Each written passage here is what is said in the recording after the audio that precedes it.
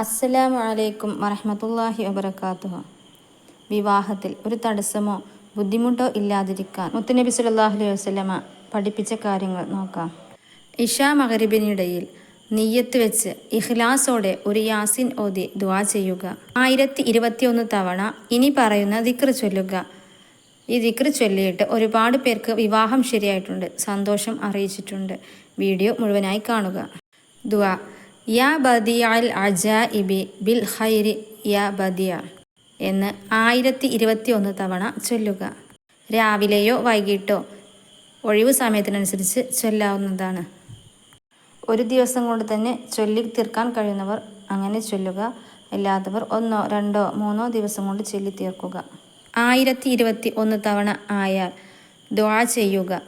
വീണ്ടും ഇതുപോലെ ആവർത്തിക്കുക. വിവാഹം ശരിയാകുന്നതുവരെ ചൊല്ലുക. ഒരു യാസീൻ നിയ്യത്തോടുകൂടെ എല്ലാ ദിവസവും ഇശാ മഗ്‌രിബിനിടയിൽ ഓതണം. ഓതാനിരിക്കുമ്പോൾ നല്ല നിയ്യത്തോടുകൂടെ ഞാനിത് ഓതുന്നതോടുകൂടി എൻ്റെ വിവാഹം ശരിയാകും എന്ന പൂർണ്ണ വിശ്വാസം ഉണ്ടായിരിക്കുക.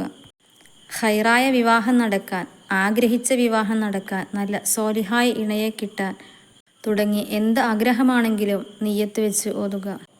പല കാരണങ്ങൾ കൊണ്ട് വിവാഹം ശരിയാകാത്തവരുണ്ട്.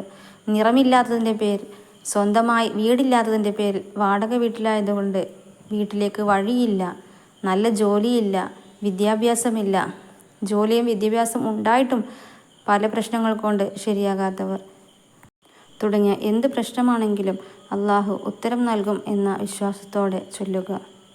മക്കൾക്ക് വേണ്ടി ഉപ്പാക്കോ ഉമ്മാക്കോ സഹോദരങ്ങൾക്കോ ആർക്ക് വേണമെങ്കിലും ഓതിക്കൊടുക്കാം. വിവാഹം കഴിക്കാൻ പോകുന്ന ആൾ തന്നെ ഓതണമെന്നില്ല. നിക്കാഹ് കഴിഞ്ഞ ശേഷം പല പ്രശ്നങ്ങൾ കാരണം മുടങ്ങുന്നുണ്ട്. വരുന്ന ആലോചനകളെല്ലാം അസൂയക്കാർ മുടക്കുന്നുണ്ട്. അത് ഖൈറായ ബന്ധമാണെങ്കിൽ എല്ലാ തടസ്സങ്ങളും മാറി ഇത് ചൊല്ലുന്നതോടുകൂടി അള്ളാഹു ഖൈറിലാക്കി തരും.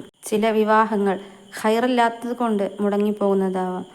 ഇൻഷാ അല്ലാഹ് അള്ളാഹു എല്ലാവർക്കും നല്ല ഇണയെ നൽകട്ടെ. ആമീൻ ആമീൻ ബിറഹ്മതിക യാ അർഹമർ റഹീമീൻ. പുരുഷന്മാർ സ്ത്രീധനം വാങ്ങാതിരിക്കുക.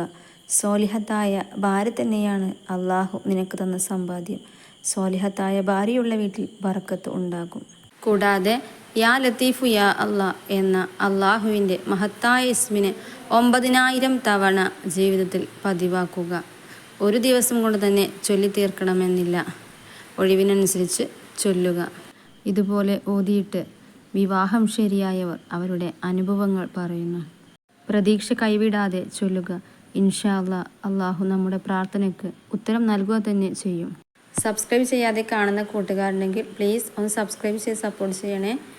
വീഡിയോ ഉപകാരമാകുന്നുണ്ടെങ്കിൽ ലൈക്ക് ചെയ്യാനും ഷെയർ ചെയ്യാനും മറക്കരുത്. Thank you for watching. അസ്സലാമു അലൈക്കും വറഹ്മത്തുള്ളാഹി വബറകാതുഹു.